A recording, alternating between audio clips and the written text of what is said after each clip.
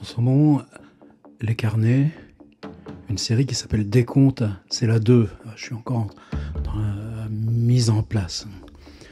On essaye, on va chercher à trouver la forme. Donc, la forme, on part d'instants extrêmement précis, quelle que soit la distance temporelle, évidemment spatiale de là, maintenant, l'instant, le moment où je parle, et puis on essaye de refabriquer. C'était un vendredi, samedi à Paris, et à l'époque, je laissais la voiture, tout simplement, j'étais en voiture, mais pourquoi, me demandez pas, je sais plus même pour quelle raison de boulot, mais il y avait eu une raison de boulot, et la voiture était restée dans un parking à Porte d'Orléans, parce que si tu la mets dans un parking à Porte d'Orléans, c'est un peu moins cher, et puis de toute façon sur Paris intramuros, de toute façon je sais plus pourquoi ni comment, c'était comme ça, et pas venu en train, mais il y avait des raisons. Peut-être une question de déménagement, peut-être qu'il y avait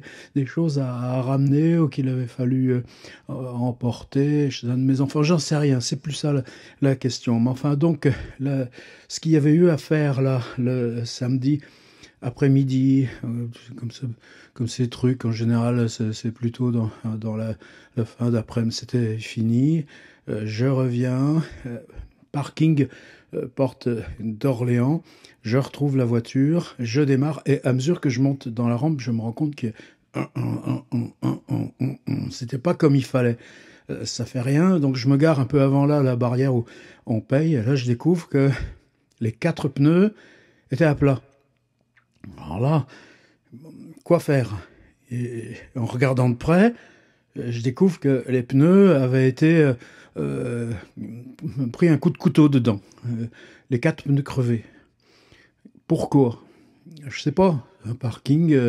Alors après coup, je suis jamais redescendu. Est-ce que j'avais pas garé ma voiture? C'est dans ces parkings, tu as des places qui sont réservées aux abonnés, aux gens qui payent au mois. Alors est-ce que j'aurais pas mis ma voiture là sans faire attention à un endroit qui était pour abonnés? Normalement, c'est toujours visible ces trucs-là, c'est toujours marqué place abonnée, donc j'ai pas souvenir de. Mais bon, va savoir. N'empêche que, est-ce que ça justifie que dans ce cas-là, tu te venges de cette façon? Quoi faire là quand il est 8h30 du soir, un samedi, avec une voiture dont les 4 pneus sont lacérés? Je me souviens d'avoir monté évidemment la rampe, débouché, tu vois, la grande avenue, tu passes Porte d'Orléans. J'aurais des trucs à dire aussi, tu vois, ça pourrait être aussi ça, c'est là, ce décompte, prendre la Porte d'Orléans et faire le contraire. Et quelles sont toutes les opportunités qui m'ont amené à être là un moment, Porte d'Orléans.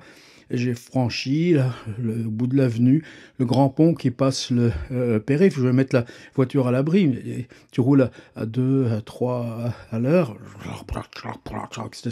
T'as l'impression que t'es collé au sol par une ventouse, là, comme un balai d'aspirateur. Et de l'autre côté, est-ce que c'est Malakoff? Est-ce que c'est Kremlin-Bicêtre? Je me souviens jamais, je dirais plutôt Malakoff, hein, de l'autre côté du périph', une longue avenue. Alors évidemment, là, il y en a des stations-service, des garages, des trucs, des machins. Je crois que tout simplement, j'étais avec ma fille, on a laissé la voiture là, garée, quoi, sur l'avenue. Et puis, de toute façon, c'était samedi.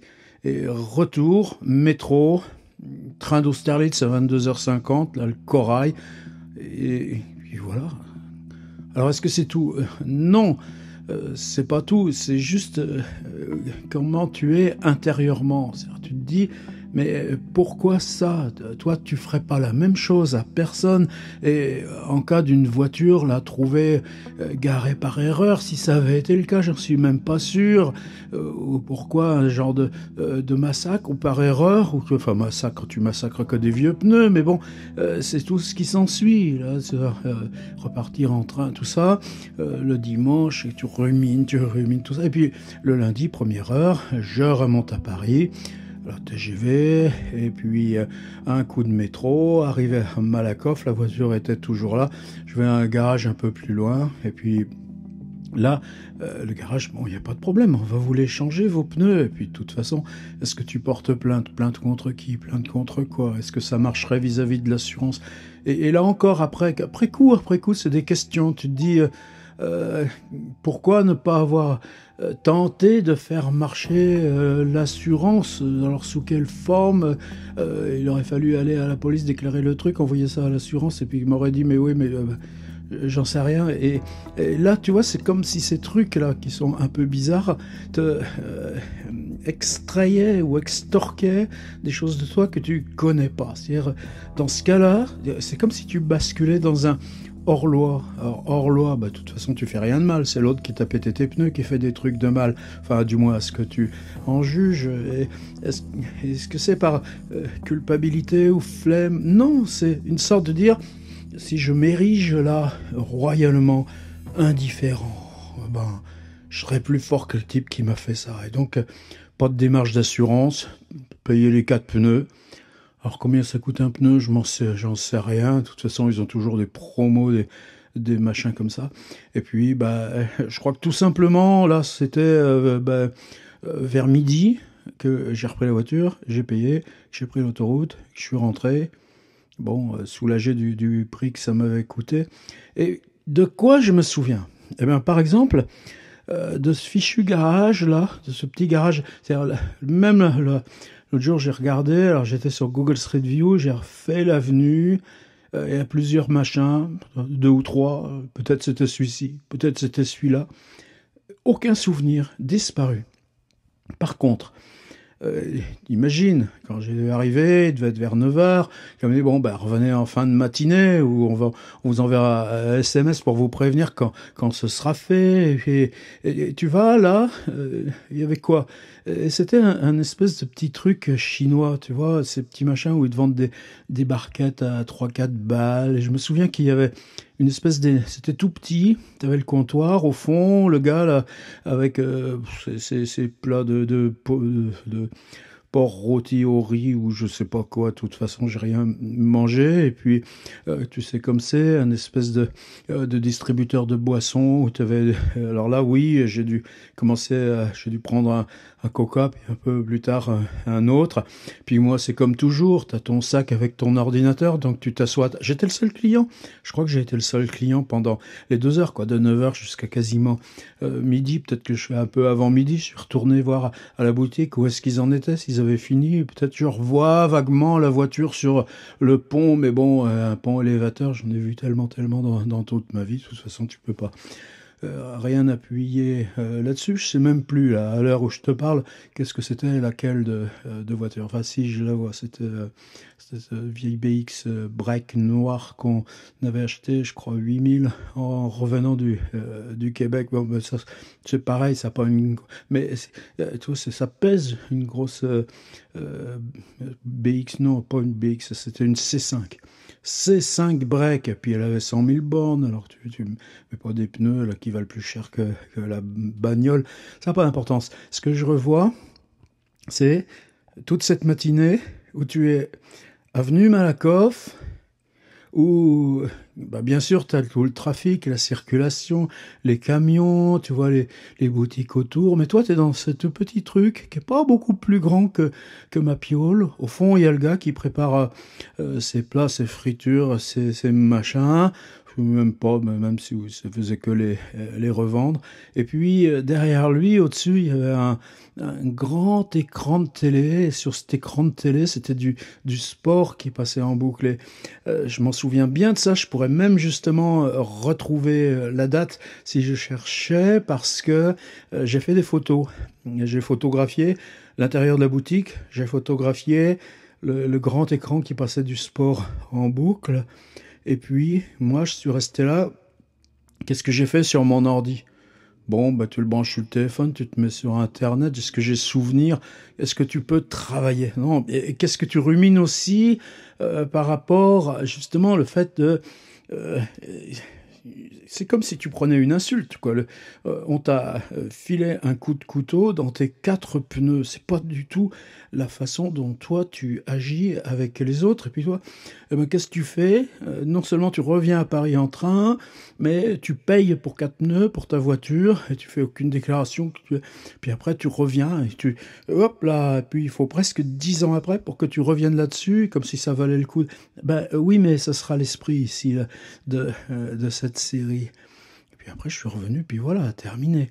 Mais tu gardes toujours l'idée qu'un type volontairement met 4 coups de couteau dans les pneus de ta vieille bagnole et que pour toi, le seul souvenir, est-ce que c'est le parking souterrain? Est-ce que c'est d'aller voir si effectivement tu étais sur une place abonnée et que qui c'est le type qui était titulaire de cette place abonnée? Et là, tu aurais même pu le joindre à ta plainte. Mais non, tu restes au-dessus, et pourtant tu le gardes, et pourtant tu le rumines, et pourtant, là, ben, une fois que tu as payé ton truc, ça va faire quoi? 200, 250?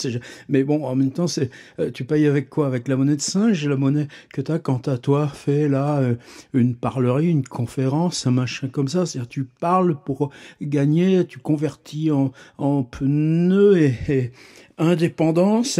Au-dessus ça, cette espèce de mal qu'on t'a fait subir, parlons pas de mal, c'est que les pneus qui ont pris le coup de couteau, et puis tu reviens, et tu reprends les rues ordinaires, et puis il reste quoi? Ben, il reste là, c'est un peu plus de 2 heures, assis dans cette espèce de petite pièce claire.